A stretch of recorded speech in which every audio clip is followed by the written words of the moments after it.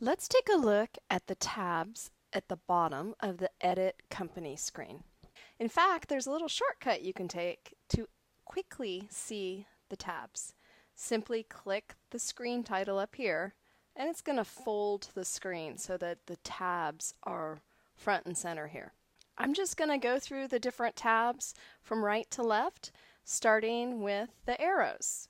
So the arrows tab is going to show you every arrow, that's every task, appointment, notes from phone calls, memos, emails, everything for this client forever, starting with the very beginning and scheduled out as far as you have arrows scheduled for this client. You can use these quick filters to search for something, maybe a particular email or a task.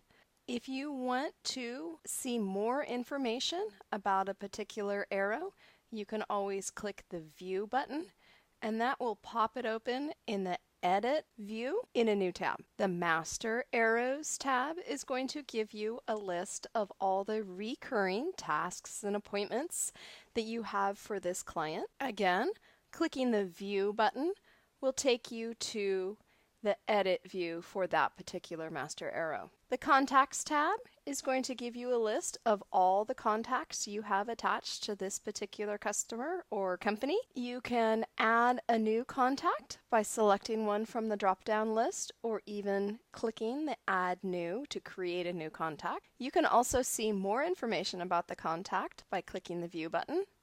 And you can remove the contact from the company contacts here. Clicking the Remove button does not delete the contact from your Arrow account. It simply removes them as a contact for this particular company. The Projects list is going to give you a list of all of the projects, both active and not, for this particular client. Again, clicking the View button will take you to the Edit Project screen where you can get more information about that particular project. The Team Members tab will take you to a list of all the team members who have been added to this particular company. These team members will have this company on their My Companies list. Adding a person as a team member is not necessary to assign work for that company. So Michelle is not listed as a team member for this client, but we can assign tasks to Michelle for this particular client. The team members list is more or less to give these team members access to more client information than they would otherwise have. The Vault is where you can store usernames and passwords that you use on behalf of the client. You can put checking account information, tax ID numbers, links to client resources like a document management system, little bits of information such as when does their fiscal year end, what kind of tax entity are they, what is their capitalization threshold. Every entry you put in the vault gets a security level. So if you have sensitive information that you don't want everyone in your firm to see, you can put it in the vault and give it a high security level.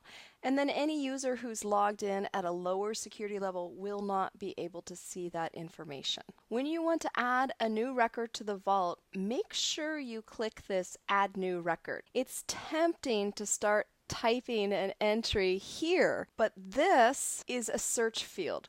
So if you type an entry here, it's going to look for that information, but it is not adding a new entry to the vault. Finally, the Actions tab allow you to take certain actions for this company. You can start a new arrow on the fly that will autofill with all the client information, and when you save and start, the timer starts running and it's a new task for this client. You can start an appointment, start an email, add a new arrow, that's adding an arrow to be done at a later time, maybe assign it to a different user.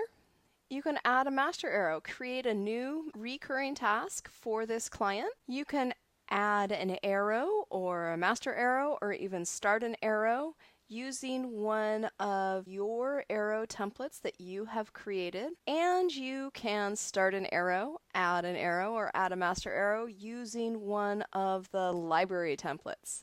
If you are still on your free trial, this is what it's going to look like because you don't have access to the library. Once you have access to that library, you would see a list of the library templates here.